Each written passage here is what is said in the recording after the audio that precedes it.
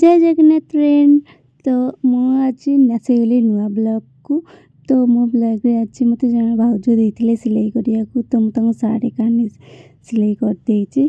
तो मत बहुत खुशी लग। आफ्टर लॉन्ग टाइम मु सिलाई करके 50 टंका इनकम करची। मते फिर से बहुत खुशी लगुच जे मु आउ सिलाई कर पारे कि न कर पारे, बट मु कर पारे टिके टिके।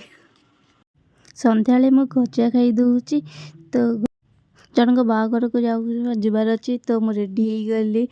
मुझे जाकि पहुँचिकी मुझे देखुची झील को देखी खाऊँ कौन देखु मंडप आम पहुँची सारिकी झील को गिफ्ट देकी आम से फोटो सुट करदेलु। समझते फोटो सुट कर सारापर आम चली सीधा खाइपे मु हाथ दे दूँ।